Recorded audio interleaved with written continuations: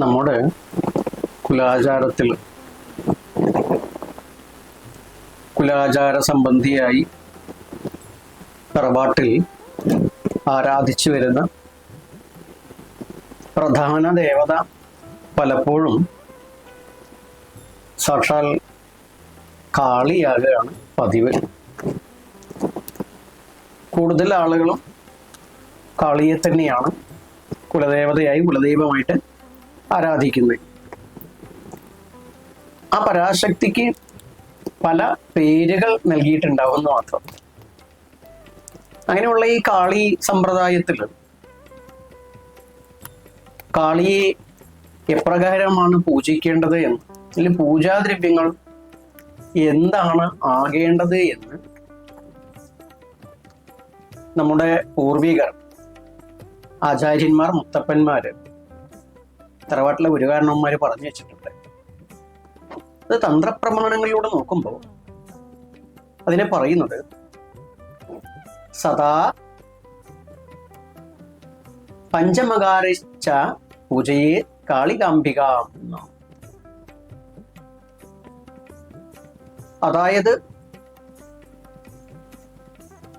പഞ്ചമകാരങ്ങളോട് കൂടിയിട്ടാണ് സാക്ഷാൽ കാളി പരമേശ്വരിയെ, കാളി എന്ന അമ്മയെ പൂജിക്കേണ്ടത്.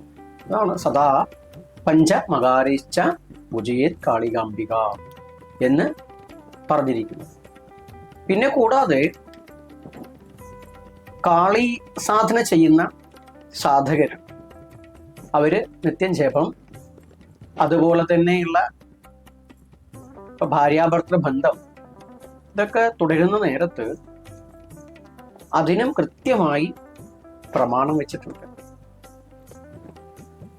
ശക്തി വിന നഹി ജപേന ശക്തി കാരണം വിന എന്നാണ് പ്രമാണം. അതായത് ശക്തിയോട് കൂടിയല്ലാതെ ജപം ചെയ്യാൻ പാടില്ല. അപ്പൊ യഥാർത്ഥത്തിൽ കാളി സാധന ചെയ്യണമെങ്കിൽ ശക്തി സമേതനായിരിക്കണം എന്നാണ് പറയുന്നത്. ശക്തി ഇല്ലാണ്ട് സാധനയില്ല. ഇവിടെ ശക്തി എന്ന് പറഞ്ഞിരിക്കുന്നത് നാരീശക്തിയാണ്, ഒപ്പം കുണ്ഡലിനി ശക്തിയുമാണ്. നമ്മുടെ മൂലാധാരസ്ഥിതമായിരിക്കുന്ന ആ ജീവശക്തിയെ, കുണ്ഡലിനി ശക്തിയെ, അതിനെ ഉണർത്താൻ ആവശ്യമായിട്ടുള്ള പ്രാണായാമ ക്രമങ്ങളും അതിൻ്റെതായിരിക്കുന്ന ആചരണ പദ്ധതികളും ഗുരുമുഖത്ത് നിന്നാണ്. പൂർവികനായിരിക്കുന്ന ഗുരുവായാലും മതി. അങ്ങനെ ആ ഗുരുവിൽ നിന്നോ, അല്ലെങ്കിൽ ഈ സമ്പ്രദായത്തെ അറിയുന്ന ഗുരുവിൽ നിന്നോ യഥാർത്ഥ വിധികളെ ഗ്രഹിച്ച് ആ വിധം ശക്തിയെ ഉണർത്തിക്കൊണ്ട് ശക്തി സമേതനായിക്കൊണ്ട് മാത്രമേ ഇത് ചെയ്യാൻ പറ്റൂ. ശക്തി സ്ത്രീകൾക്ക് കുണ്ഡലിനി ശക്തി തന്നെയാണ് ഇവിടെ പ്രാർത്ഥന.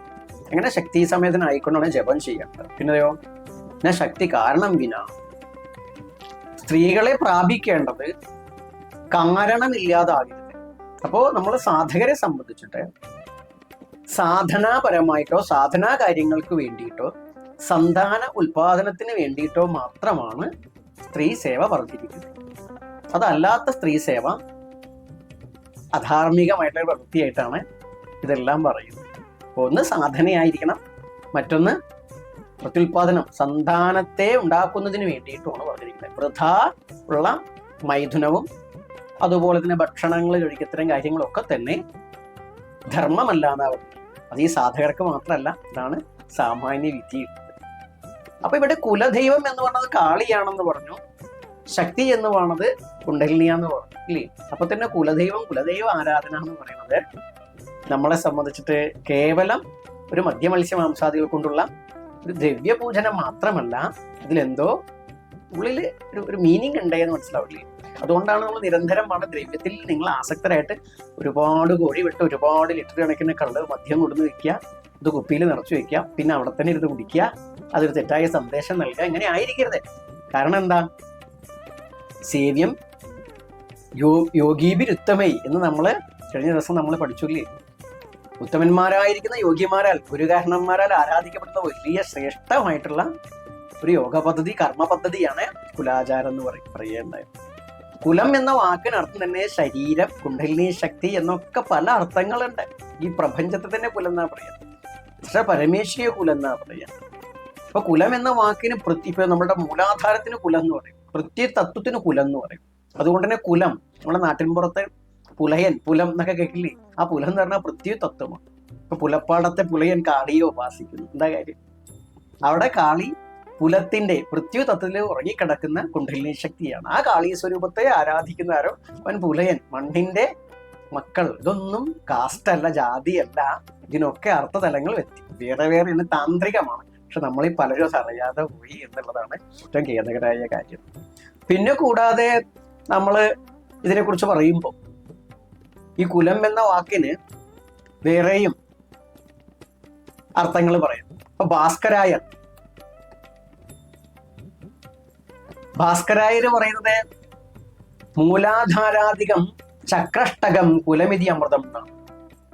അതായത് മൂലാധാരം, സ്വാധിഷ്ഠാനം, മണിപൂരകം, അനാഹതം, വിശുദ്ധി, ആജ്ഞ, സഹസ്രാരം തുടങ്ങുന്ന ആധാരങ്ങളെല്ലാം തന്നെ, അല്ലെങ്കിൽ ഈ സഹസ്രാരത്തിനോ താഴെ വരുന്ന എല്ലാ ആധാരങ്ങളും ഷഡ്ചക്രങ്ങളെയും ചേർത്തിട്ടും കുലം എന്ന് പറയുന്നു.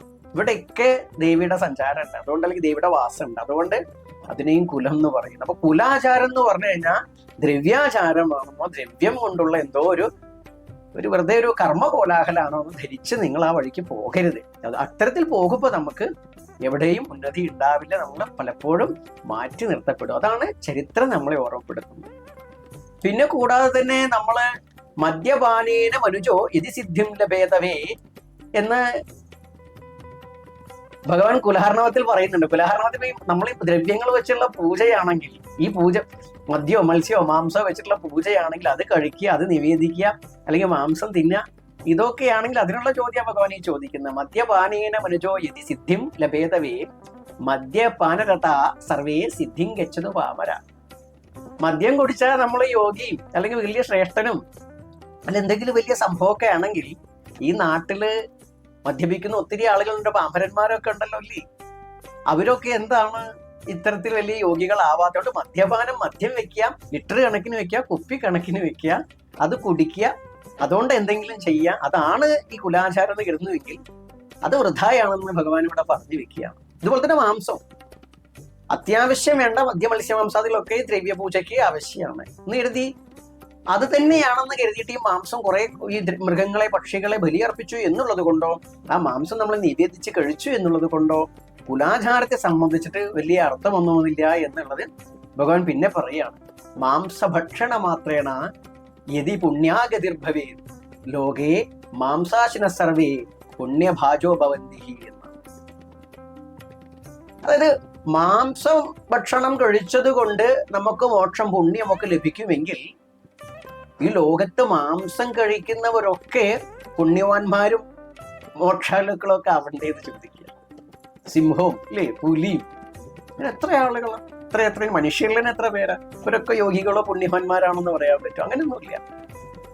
അപ്പൊ ഇവിടെ ഈ ദ്രവ്യങ്ങളെ ഉപയോഗിക്കുന്നതാണ്, അല്ലെങ്കിൽ ഇതിന്റെ അതിയായിട്ടുള്ള ഉപയോഗമാണ് കുലാചാരം എന്ന് കരുതുമെങ്കിൽ ഈ സമ്പ്രദായത്തെ ഉപദേശിച്ച സാക്ഷാൽ പരമേശ്വരൻ നല്ലച്ചൻ തന്നെ അതല്ല എന്ന് പറഞ്ഞു വയ്ക്കും. ഇതുപോലെ തന്നെയാണ് സ്ത്രീ സംഘം. ഈ കുലാചാരത്തിന്റെ ഒളാചാരത്തിന്റെ പേരിൽ പലപ്പോഴും സ്ത്രീ വിഷയങ്ങൾ നമ്മൾ കേൾക്കും. അപ്പൊ അതിലും തന്നെ ഭഗവാൻ കൃത്യമായിട്ട് നമുക്ക് ഉപദേശം നൽകിയിട്ടുണ്ട്. അവിടെ ഭഗവാൻ ആ വിഷയത്തിൽ പറയണത് ശക്തി സംഭോഗ മാത്രേണ യതി മോക്ഷോ ഭവേതവേ സർവേ അഭിജന്തോവോ ലോകേ മുക്ത സ്ത്രീ നിഷേവനാത് എന്നാണ്. ശക്തി സംഭോഗ മാത്രമാണ്. ഈ ശക്തി എന്നിവിടെ സ്ത്രീയാണ് പറഞ്ഞിരിക്കുന്നത്. സ്ത്രീകളുമായിട്ടുള്ള സംഭോഗം ആണ് നമുക്ക് ഈ മോക്ഷത്തിന് ആധാരമെങ്കിൽ ഈ ലോകത്തുള്ള സ്ത്രീ പുരുഷ ലിംഗങ്ങളില്ലേ, പട്ടിയും പൂച്ചയിലും പക്ഷികളിലും ഒക്കെ ഏതിലും നമുക്ക് ഈ സ്ത്രീയും പുരുഷനെയും കാണാനില്ലേ? ഇവര് തമ്മിലുള്ള സംഘത്തിൽ ഏർപ്പെടുന്ന സമയത്ത് ഇവർക്കും അവിടെ മോക്ഷമൊക്കെ ലഭിക്കണ്ടേ? അപ്പോൾ അതൊന്നുമല്ല എന്ന് പറയുമ്പോൾ കുലാചാരം കേവലം ദ്രവ്യത്തിലാണെന്ന് നമ്മൾ അങ്ങോട്ട് ഭ്രമിച്ചിട്ട് അതിന്റെ പുറകെ പോകരുത്. നമ്മളിതിങ്ങനെ പറയുന്നത് എന്തിനാന്ന് വെച്ച് കഴിഞ്ഞാൽ കുലദൈവ പൂജനം എന്ന് പറഞ്ഞാൽ ഈ ദ്രവ്യങ്ങൾ മാത്രമാണെന്ന് കരുതിയിട്ടുള്ളൊരു കാഴ്ചപ്പാട്. അതുകൊണ്ട് ഈ കർമ്മങ്ങൾ കണ്ടുകൊണ്ട് ആ കർമ്മത്തെ അതേ വിധം അനുസരിച്ച് പോവുകയും എന്നാൽ അതിന്റെ ഇന്നർ മീനിങ് മനസ്സിലാക്കാതിരിക്കുകയും ചെയ്യുന്ന ഒരു പ്രവണത നൂറ്റാണ്ടുകളായിട്ട് തുടരുന്ന ഒരു സമൂഹം ഇവിടെ ഉണ്ട്. അതുകൊണ്ട് തന്നെ പലപ്പോഴും വൈദിക പാരമ്പര്യത്തിന്റെ അനുയായികൾക്ക് ലഭിക്കുന്ന സ്വീകാര്യതയോ ആദരവോ പലപ്പോഴും ഈ സമ്പ്രദായത്തിലെ ആചാര്യന്മാർക്ക് ലഭിക്കുന്നില്ല. കാരണം അത് കേവലം ഭോഗ ആരാധന ആചരണമായിട്ടാണ്. കുലദൈവ ആരാധന എന്ന് പറഞ്ഞാൽ ഭോഗാരാധനയല്ല, യോഗഭോഗാത്മകമായിട്ടുള്ള ആരാധനയാണ്. ഇതിനെ വാമാചാരം വേണ നേരത്താണ് നമ്മൾ ഇത്തരം ദ്രവ്യങ്ങളെ കുറിച്ചൊക്കെ പറയും. ദ്രവ്യത്തിന്റെ പ്രാധാന്യം വരുന്ന അവിടെയാണ്. ഇവിടെ നമ്മളിപ്പോ ഈ പറയുന്ന വസ്തുക്കളൊന്നും ഉപയോഗിക്കേണ്ട എന്നല്ല നമ്മൾ അർത്ഥമാക്കിയിരിക്കുന്നത്. അതൊക്കെ ദേവി തന്നെ അല്ലെങ്കിൽ ദേവിക്ക് തന്നെ പ്രിയമായിട്ടുള്ള ഭക്ഷ്യവസ്തുക്കളാണ്. അതുകൊണ്ട് നമുക്ക് ഉപയോഗിക്കുന്ന വിരോധമില്ല. തന്ത്രം തന്നെ പറയുന്നത് ദ്രവ്യം ആസ്വ തത്വാഢ്യം ഭക്ഷ്യം മാംസാധികം പ്രിയം. ഭഗവാൻ തന്നെ ദേവിയുടെ കാര്യത്തിൽ പറയുകയാണ്. ആസ്വം മദ്യമാവട്ടെ അതുപോലെ തന്നെയുള്ള മാംസഭക്ഷണങ്ങളാവട്ടെ ഇതൊക്കെ തന്നെ ദേവിക്ക് പ്രിയമാണ്. അപ്പൊ ദേവിക്ക് അല്ലെങ്കിൽ ഇതൊക്കെ പ്രിയപ്പെട്ടതാണ്. ഹേ പ്രിയേ, ഇതൊക്കെ പ്രിയപ്പെട്ടതാന്ന് പറയും. അപ്പൊ ദേവിക്ക് പ്രിയം. ദേവീ ദേവ പൂജനത്തിന് വേണ്ടിയിട്ട് പറഞ്ഞിട്ടല്ലേ പഞ്ചമകാരം ദേവീ ദേവതാ പ്രീതികാരകൻ, പൂജയ്ക്ക് പ്രീതിയായിട്ടുള്ളതാണ്. അതുകൊണ്ട് ദ്രവ്യങ്ങൾ അവർക്ക് പൂജയ്ക്ക് ദ്രവ്യമാകുമ്പോൾ സ്വാഭാവികമായിട്ടും അത് പ്രസാദ രൂപേണ ഭുജിക്കാനും അല്പമാത്രേന ഭുജിക്കാനും വിധിയുണ്ട്. അത് മാത്രമാണെന്ന് കരുതിയിട്ട് ഇങ്ങനെ ചെയ്യരുതേ. പലപ്പോഴും ബലിയൊക്കെ ഉള്ള സ്ഥലത്ത് നമ്മൾ പോകുമ്പോൾ നമ്മൾ കണ്ടിട്ടുള്ളത് ബലിക്ക് ചിലപ്പോൾ അവശ്യ ബലിയൊക്കെ ഉണ്ടാകും. പക്ഷെ പിന്നീട് കഴിക്കാനായിട്ട് ഒത്തിരി മാംസം വേറെ തന്നെ വാങ്ങിയിട്ടൊക്കെ വെച്ചിട്ടുണ്ടായിരിക്കും. വിശപ്പ് മാറ്റാൻ വേണ്ടി. വിശപ്പ് മാറ്റാൻ ഇത് വെക്കാൻ വിധിയില്ല. അതല്ല കുലാചാരം, കുലദൈവ പൂജനം എന്ന് മനസ്സിലാക്കാം. അത് ഭക്ഷണത്തിനെതിരല്ല, നമ്മൾ ഭക്ഷണമാകാം. പക്ഷെ കുലദൈവ ആരാധനയുടെ ഉദ്ദേശം നേരത്തെ പറഞ്ഞു കഴിഞ്ഞാൽ മൂലാധാരാദി ഉള്ള ചക്രങ്ങളുടെ ഉള്ളിലെ ആ ശക്തിയെ ഉണർത്തുക എന്നാണ്. അതിന് ദ്രവ്യപൂജനം കൂടി പറഞ്ഞിട്ടുണ്ട്. അത് വാമാചാര പദ്ധതിയുടെ പഞ്ചമകാരങ്ങളോട് കൂടി പ്രത്യക്ഷമകാരങ്ങൾ മദ്യം, മത്സ്യം, മാംസം, മുദ്ര, മൈഥുനം തുടങ്ങുന്ന 5 മകാരങ്ങൾ ഈ പറയപ്പെട്ട വിധത്തിൽ ഗുരുമുഖത്ത് നിന്ന് ഗ്രഹിച്ചാചരിക്കുകയാണെങ്കിൽ അത് ശ്രേഷ്ഠമാണ്. ആ പദ്ധതിയാണ് വാമാചാരം എന്ന് പറഞ്ഞത്. വാമാചാരം കലികാലത്തിലല്ല, എല്ലാ കാലത്തും ശ്രേഷ്ഠമാണ്. ഇപ്പൊ വൈദിക പാരമ്പര്യത്തിലും വാമാചാരം ഉണ്ടായിരുന്നു. ആ വാമാചാരത്തിനാണ് വൈദികാചാരം പോയിരുന്നത്. പേർക്കര രാമൻ നമ്പൂതിരി എപ്പാടിനെ പോലുള്ള ആളുകളൊക്കെ വളരെ വ്യക്തമായിട്ട് ഈ കാര്യങ്ങൾ പറഞ്ഞു വെച്ചിട്ടുണ്ട്. പുസ്തകങ്ങളിലൂടെ എഴുതി വെച്ചിട്ടുണ്ട്. ആംനായമതനത്തിലൊക്കെ പറഞ്ഞിട്ടുണ്ട്. അപ്പൊ കൂടാതെ ബ്രാഹ്മണങ്ങൾ വിശേഷിച്ച് പറഞ്ഞിട്ടുണ്ട്. ചരിത്രപരമായിട്ട് എഴുതി വെച്ചിട്ടുണ്ട്. അപ്പൊ താന്ത്രിക പദ്ധതിയാവട്ടെ, വൈദിക പദ്ധതിയാവട്ടെ, ലോകത്തുള്ള എല്ലാ മത പദ്ധതിയാവട്ടെ വാമാചാരത്തിലൂടെയാണ്. പ്രത്യക്ഷ മകാരങ്ങളെ നമുക്ക് കാണാൻ പറ്റും. അപ്പൊ അങ്ങനെയുള്ള മകാരങ്ങളെ ഉപയോഗിച്ച് പ്രത്യക്ഷത്തിൽ ഉപയോഗിക്കുന്ന പദ്ധതിക്ക് പറയുന്ന പേരാണ് ഈ സമ്പ്രദായത്തിൽ വാമാചാരം എന്നുള്ളത്. അപ്പൊ വാമാചാരത്തെ കുറിച്ച് അതിന്റെ പ്രമാണം തന്നെ വാമാചാര വിധി പ്രോക്തം സർവസിദ്ധിപ്രദ ശിവേ എന്നാണ്. അതായത് വാമാചാരം എന്ന് പറയുന്നത് സർവസിദ്ധികളെയും പ്രദാനം ചെയ്യുന്നതാണ്. അപ്പോ അതിന്റെ ഫലം, വാമാചാരത്തിന്റെ ഫലം പെട്ടെന്നാണ്. വാമം എന്ന വാക്കിന് ഈ ദ്രവ്യം എന്ന് മാത്രമല്ല ശക്തി എന്നൊരർത്ഥമുണ്ട്. അപ്പൊ ശക്തിയോട് കൂടിയിട്ട് ഈ കുണ്ഡലിനി ഉദ്ദീപനത്തോട് കൂടിയിട്ട് ചെയ്യപ്പെടുന്ന അല്ലെങ്കിൽ കുണ്ഡലിനിയെ ഉണർത്തിക്കൊണ്ട് ചെയ്യപ്പെടുന്ന ഈ പദ്ധതി എല്ലാ ഫലത്തെയും നമുക്ക് പ്രദാനം ചെയ്യുന്നതാണ് എന്നുള്ളതും അർത്ഥമുണ്ട്. ശക്തിയോട് കൂടിയിട്ട്, പുരുഷൻ ഒറ്റയ്ക്കല്ല, ശക്തിയോട് കൂടിയിട്ട് ചെയ്യപ്പെടേണ്ട സമ്പ്രദായമാണ് വാമാചാരം എന്ന് പറയാം. കൂടാതെ ശക്തി സ്ത്രീകളാൽ ചെയ്യപ്പെടേണ്ടത് കൂടിയാണ് എന്ന അർത്ഥമുണ്ട്. ചന്ദ്രനുമായി ബന്ധപ്പെട്ട് നമുക്ക് ഇടയുമായി ബന്ധപ്പെട്ട നാഡിയുമായി ബന്ധപ്പെട്ടിട്ടുള്ള ശ്വസനക്രിയക്ക് പ്രാധാന്യം ഉണ്ട് എന്നുള്ളതും മനസ്സിലാക്കുക. ചന്ദ്രനുമായിട്ട്, പ്രകൃതിയിൽ ചന്ദ്രനുമായിട്ട് ബന്ധപ്പെട്ടും വാമാചാരം പറയാം. സോമാസ്നാകം ബ്രാഹ്മണസ്യ രാജാന്ന വൈദികന്മാരെന്നെ പറയാം. അപ്പൊ അതുകൊണ്ട് ഇത്തരത്തിലുള്ള മഹത്വങ്ങളോട് കൂടിയിട്ടുള്ള വലിയൊരു ഉപാസനാ പദ്ധതിയാണ് വാമാചാരം, അല്ലെങ്കിൽ ഈ പഞ്ചമകാര സാധനയോട് കൂടിയിട്ടുള്ള കുലദൈവ ഉപാസന, കുലദൈവ ആചരണം എന്ന് മനസ്സിലാക്കി ഈ ദ്രവ്യങ്ങളോട് കൂടി ഉപാസിക്കുന്നവര് ഈ അർത്ഥത്തിൽ മുന്നോട്ട് പോവുക. അതല്ലാത്ത ദ്രവ്യമല്ല, ഈ ദ്രവ്യങ്ങളെ പ്രത്യക്ഷത്തിൽ ഉപയോഗിക്കാത്തവരോ, മറ്റുള്ള ദ്രവ്യങ്ങൾ നിഷിദ്ധമല്ല, ആ ദ്രവ്യങ്ങളും വെജിറ്റേറിയൻ മാത്രമല്ല മറ്റു ദ്രവ്യങ്ങളും പൂജയ്ക്ക് വിധിയുണ്ട്. ഏത് ദ്രവ്യമാണെങ്കിലും അതിൻ്റെയൊക്കെ ഇന്നർ മീനിങ് മനസ്സിലാക്കി പോയി അതിൻ്റെ ആന്തരിക പദ്ധതി മനസ്സിലാക്കി അതിലൂടെ കൂടെ ക്രിയാഭാഗം മാത്രമല്ല ആന്തരിക പദ്ധതി കൂടി മനസ്സിലാക്കി പോകുമ്പോഴേ കുലദൈവാചരണം പരിപൂർണ്ണമാവുള്ളൂ എന്ന് മനസ്സിലാക്കുക.